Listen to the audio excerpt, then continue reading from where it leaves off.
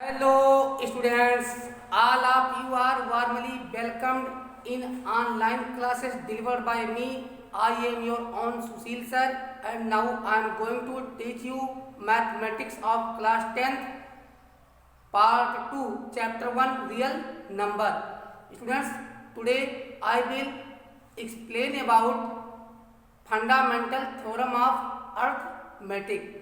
Students, first of all I want to explain what is fundamental theorem of arithmetic. For this, we have to discuss with you on some topics. In your earlier classes, you were used to prime factorization of given two or more than two numbers together to find LCM. That is why I think all of you are well familiar with the process of prime factorization, and all of you are familiar with prime numbers also and composite numbers.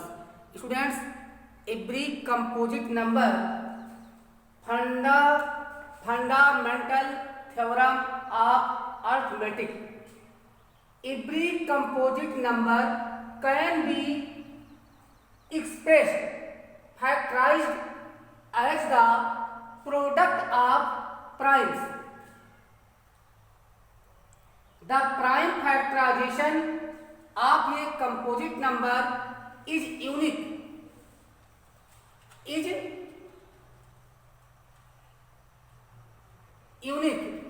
Except for the order of its factors. So students, I want to explain प्रत्येक composite number को prime नंबरों के product के रूप में दिखाया जा सकता है, यानी प्राइम फैक्टराइजेशन के रूप में हम एक्सप्रेस कर सकते हैं. फॉर एग्जांपल, आप लिखते हो 75 इक्वल्स, आप यहाँ लिखते हो 75. अब 75 इक्वल्स आप लिखते हो 3 मल्टीप्लाई बाई 5 मल्टीप्लाई बाई 5. तो स्टूडेंट्स, यहाँ पे जो प्राइम नंबर्स आए हैं हमारे 3 और 5, ये यूनिक हैं. हम इनका किसी भी ऑर्डर में, लेकिन ऑर्डर इनका चेंज कर सकते हैं. फॉर एग्जांपल, हम लिख सकते हैं 75 equals 5 multiply by 3 multiply by 5. अब आप देख रहे हैं कि 3 और 5, 2 टाइम यहाँ पे 5 था, 1 टाइम 3 था. यहाँ भी 2 टाइम 5 है और 1 टाइम 3 है. तो जो प्राइम फैक्टराइजेशन है किसी भी कंपोजिट नंबर का, वो यूनिक होता है, वो चेंज नहीं होता. हाँ, आप ऑर्डर चेंज कर सकते हैं, आप ऐसे भी राइट कर सकते हैं. ऐसे 75 equals 5 multiply by 5 multiply by 3. तो स्टूडेंट्स, आगे आता है the prime factorization of a composite number is unique. तो इस एग्जांपल से आप समझ गए होंगे कि जो प्राइम फैक्टराइजेशन होता है वो यूनिक होता है, कोई दूसरा नहीं आ सकता. मेरे 75 के प्राइम फैक्टर 3 और 5 भी हैं. अब आप अगर ये चाहें कि कोई और नंबर इसको डिवाइड करे तो डिवाइड नहीं करेगा, तो हम इसी को बोलते हैं यूनिक, यानी ये यूनिक है. Students, first of all the correct proof for this theorem was given at proposition 14 of book 9 in Euclid's element. Students, first time ये हम बहुत पहले जानते थे, लेकिन पहली बार इसे फंडामेंटल थ्योरम ऑफ अरिथमेटिक के नाम से हमें कहाँ मिला? हमें मिला था यूक्लिड के एलिमेंट बुक 9 में प्रपोजिशन 14 के रूप में. ये लिखा गया था, but before this theorem came to be known as the fundamental theorem of arithmetic, लेकिन इसे अर्थमेटिक का फंडामेंटल थ्योरम के रूप में मशहूर होने से पहले, however, the first correct proof about this theorem was given by Carl Friedrich, also known as the Prince of Mathematicians, and is considered one of the three greatest mathematicians of all time, along with Archimedes and Newton. He made fundamental contributions to both mathematics and science. Students, now we have to understand the correct explanation about fundamental theorem of arithmetic.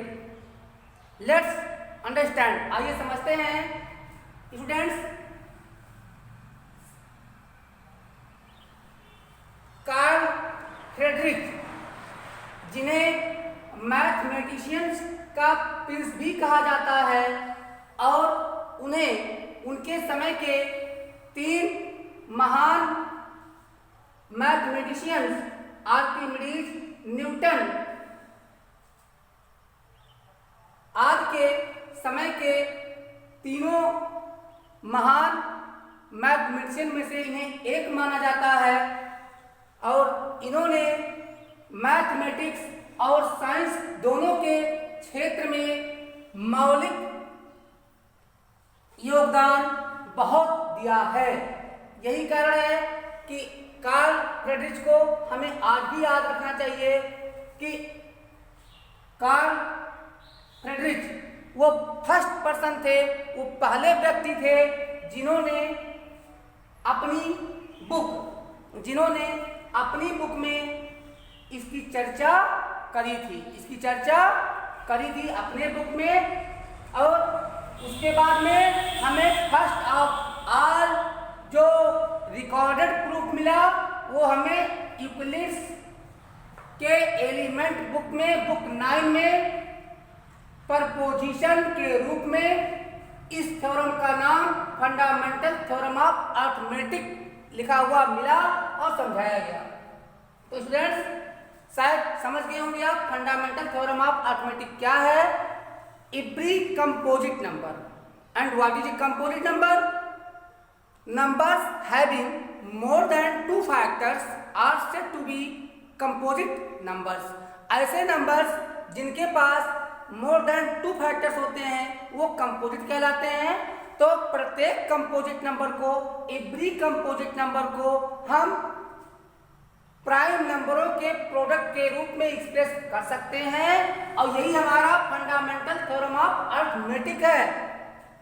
एक और example हम लेते हैं। हमारे पास एक number है 32,760। तो हम असेंडिंग ऑर्डर में सेट करते हुए हम सबसे पहले बिकॉज ऑफ बीइंग इवन, ये एक इवन नंबर है इसलिए हमने इस 2 से डिवाइड करना स्टार्ट किया। तो 2 multiply by 2 multiply by 2 multiply by 3 multiply by 3 multiply by 5 multiply by 7 multiply by 13। Students, ये हमारे सारे प्राइम नंबर्स हैं और सब फैक्टराइजेशन 32,760 का प्राइम फैक्टराइजेशन है, और प्राइम नंबरों के प्रोडक्ट के रूप में हम 32,760 को एक्सप्रेस कर सकते हैं। स्टूडेंट्स, यहाँ पे एक और बात आई थी। क्या बात आई थी? वो आई थी द प्राइम फैक्टराइजेशन ऑफ ये composite number is unique except for the order of its factors. यानी इसके फैक्टर्स का ऑर्डर चेंज हो सकता है। फॉर एग्जाम्पल, हमने पहले 2 से डिवाइड किया, फिर दूसरा आप पहले 3 से डिवाइड कर सकते थे, तो ये ऑर्डर तो चेंज हो सकते हैं, लेकिन 2 से 3 बार डिवाइड हुआ तो चाहे जितनी बार आप करेंगे, ऑर्डर चेंज करेंगे तो भी 2 से 3 बार डिवाइड होगा, 3 से 2 बार डिवाइड होगा, 5 से 1 बार डिवाइड होगा, और 7 से 1 बार डिवाइड होगा, 13 से 1 बार डिवाइड होगा। स्टूडेंट्स आप देख भी सकते हैं यहाँ पे हमने इनके 32,760 के फैक्टर्स का ऑर्डर मैंने चेंज किया है। आप देख सकते हो यहाँ पे ऑर्डर चेंज है। इसको फिर तीसरे में भी मैंने यही एग्जांपल लिया, थर्ड एग्जांपल में सेम नंबर, लेकिन फैक्टर्स का ऑर्डर चेंज है। इस फोर्थ एग्जांपल में भी मैंने सेम नंबर रिपीट कर रहा हूं, मैं बार बार यही नंबर लिख रहा हूं 32,760। इसलिए लिख रहा हूं कि आप बिल्कुल समझ जाएं कि क्या फैक्टर्स में कोई अंतर आया? नहीं, फैक्टर्स में कोई डिफरेंस नहीं आता, ओनली उनका ऑर्डर चेंज हो जाता है। तो देखते हैं यहाँ भी 1 2 3 टाइम हमारे 2 है, 1 2 3 टाइम यहाँ भी 2 है, यहाँ पे 1 2 टाइम 3 है, यहाँ पे भी 1 और 2 टाइम 3 है, 5 1 टाइम है, यहाँ भी 1 टाइम 5 है, 1 टाइम 7 है, यहाँ भी 1 टाइम 7 है, 1 टाइम 13 है और यहाँ भी 1 टाइम 13 है। तो हम पाते हैं कि ऑर्डर तो चेंज है फैक्टर्स का, लेकिन जो प्राइम फैक्टर्स है वो यूनिक हैं। आगे फिर देख लेते हैं, इसमें भी 1 2 3, इसमें भी 3 टाइम 2 आया है और 1 2 टाइम 3 आया है और 3 टाइम 2 आया है, 1 टाइम 5 आया है, 1 टाइम 13 आया है, 1 टाइम 7 आया है। फोर्थ एग्जाम्पल में देखते हैं, because same number I have taken to show you 1 time 5, 3 time 2, 2 time 3, 1 time 5 और 1 टाइम 7 ही आया है। तो स्टूडेंट्स इस प्रकार हम समझ गए हैं कि every composite number can be expressed as the product of primes. This theorem is called fundamental theorem of arithmetic. तो स्टूडेंट्स अब आप समझ गए होंगे कि ये फंडामेंटल थ्योरम ऑफ अरिथमेटिक है और आगे हम इसका एप्लीकेशन पढ़ेंगे। मैं कुछ बता दे रहा हूँ एप्लीकेशन इसका यूज क्या है, क्योंकि बिना यूज के अगर हम पढ़ेंगे तो हमारा मन पढ़ने में नहीं लगता, हम समझने की कोशिश नहीं करते। स्टूडेंट्स फॉर एग्जाम्पल अगर हमसे आस्क किया जाता है, हमसे पूछा जाता है क्या 4 पावर n, क्या 4 पावर n कभी क्या 4 पावर n कभी 5 का मल्टीपल हो सकता है? क्या 4 पावर n कभी 5 का मल्टीपल हो सकता है?